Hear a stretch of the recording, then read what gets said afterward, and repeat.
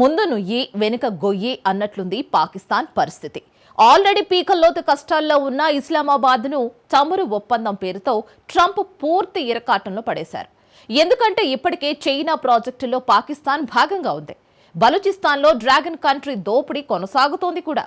ఇలాంటి టైంలో చైనాను కాదని అమెరికాతో చేతులు కలిపితే జిన్ పింగ్ చూస్తూ ఊరుకోరు. అలానే అమెరికా ఆఫర్ను కాదంటే ట్రంప్ చూస్తూ ఊరుకోడు. ఈ రెండు దేశాల్లో ఎవరితో కలిసి చమురు నిక్షేపాలు వెలికి తీసే ప్రయత్నం చేసినా బలూచిస్తాన్ లిబరేషన్ ఆర్మీ చూస్తూ ఊరుకోదు. ఎందుకంటే చైనా అమెరికా అసలు లక్ష్యం బలూచిస్తాన్ ప్రాంతమే. అందుకే అగ్రరాజ్యం అధినేతకే బలూచి ఫైటర్లు సీరియస్ వార్నింగ్ ఇచ్చారు. తమ మట్టి వైపు చూస్తే ట్రంప్నైనా విడిచిపెట్టమని హెచ్చరించారు. ఈ పరిణామాలే షరీఫ్ సర్కార్ వెన్నులో వణుకు పుట్టిస్తున్నాయి. ఇంతకు బలూచిస్తాన్ కేర్ ఆఫ్ గా అసలేం జరుగుతోంది? చైనా అమెరికాతో స్నేహం పాకిస్తాన్ కథ ముగించబోతుందా? Let's watch. అవునంటే డ్రాగన్తో తంట, కాదంటే డొనాల్డ్ ట్రంప్తో చిక్కు. తమ మట్టిని టచ్ చేస్తే అంతు చూస్తామంటున్న బలూచీలు. ఇస్లామాబాద్ స్టోరీ క్లైమాక్స్కి చేరే సమయం దగ్గర పడిందా? బలూచ్ లిబరేషన్ ఆర్మీ ఈ పేరు వింటే షరీఫ్ సర్కార్ నిలువున వణికిపోతుంది. పాకిస్తాన్ సైన్యం పొరపాటును కూడా బిఎల్ఏ రాడార్లోకి వెళ్లకూడదని అల్లాను వేడుకుంటుంది. పోలీసులు అధికారులు ఒక్కరేంటి, ప్రభుత్వంతో సంబంధం ఉండే ఎవ్వరూ బలూచీల కంట్లో పడే సాహసం చెయ్యరు. అంతగా ఇస్లామాబాద్ను వేడుతోంది ఆర్మీ. సరిగ్గా ఇలాంటి టైంలోనే డొనాల్డ్ ట్రంప్ చేసిన ప్రకటన షరీఫ్ సర్కార్ ప్రాణాల మీదకి తెచ్చింది. అదే పాకిస్తాన్తో క్రూడ్ డీల్. పాకిస్తాన్లో ఉన్న భారీ చమురు నిల్వల్ని అభివృద్ధి చేయడంలో తమ దేశం సహకరించబోతోందని ట్రంప్ తెలిపారు. అందుకోసం ఓ మంచి చమురు కంపెనీని ఎంచుకునే ప్రక్రియలో ఉన్నామన్నారు. ఈ ప్రకటనే పాకిస్తాన్ కష్టాలను రెట్టింపు చేయబోతోంది. ఇప్పుడు దీనికి బలూచి ఫైటర్లకు సంబంధం ఏంటంటారా? దీనికంటే ముందు ట్రంప్ చెప్పినట్టు అసలు పాకిస్తాన్లో భారీగా చమురు నిక్షేపాలు ఉన్నాయా అనే ప్రశ్నకు సమాధానం తెలుసుకోవాలి.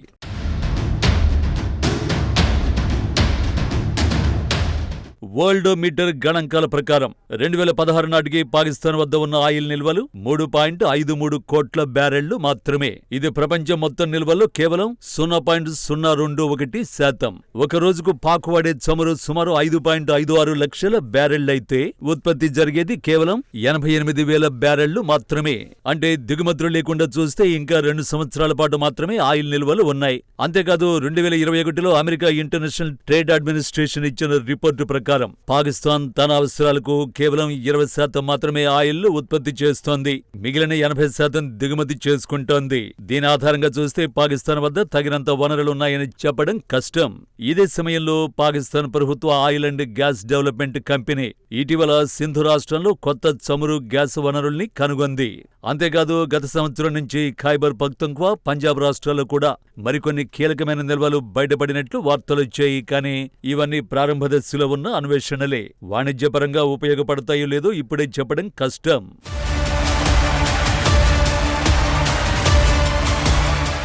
2024 సెప్టెంబర్లో పాకిస్తాన్ తన సముద్ర జలాల్లో పెద్ద ఎత్తున చమురు, వాయువు నిల్వల్ని కనుగొన్నట్లు వార్తలొచ్చాయి.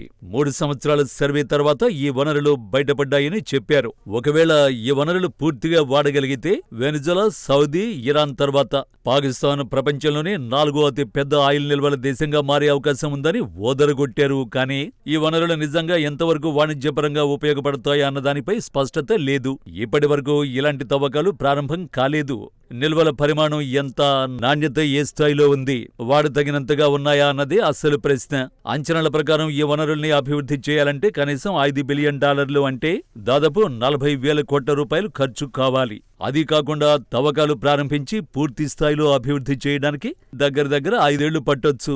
అంతటితో అయిపోదు. తర్వాత రిఫైనరీలు, పైప్ లైన్లు, పంపిణీ వ్యవస్థలు నిర్మించేందుకు మరిన్ని పెట్టుబడులు అవసరం. ఇక పాకిస్తాన్ ప్రస్తుత ఆర్థిక పరిస్థితి చూస్తే ఇది ఇంపాసిబుల్.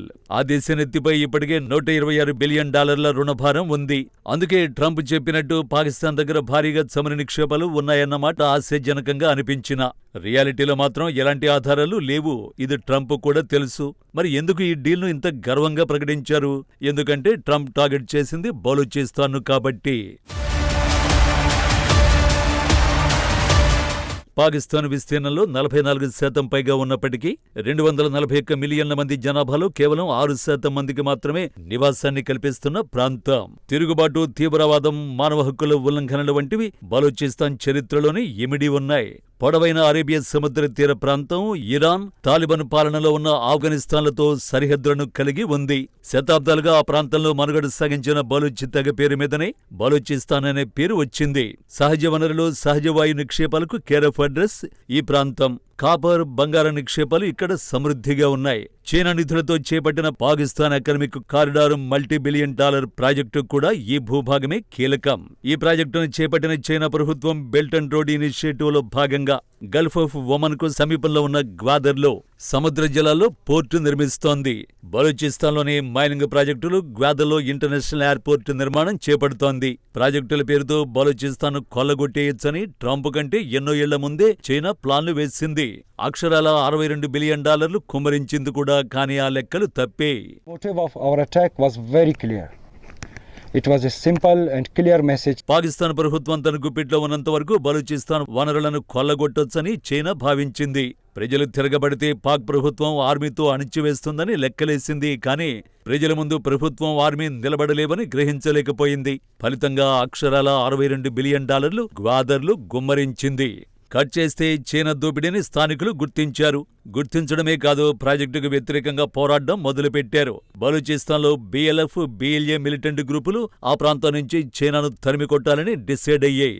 పాకిస్తాన్ భూభాగం నుంచి పాక్ వ్యతిరేకంగా పనిచేయడం మొదలుపెట్టాయి. బలూచిస్తాన్ లిబరేషన్ ఆర్మీని నియంత్రించడం పాకిస్తాన్కు సవాల్గా మారింది. ఇటీవల Pak army chief Asim Munir China పర్యటనలోనూ బీజింగ్ ఇదే విషయమై ప్రశ్నలు సంధించింది.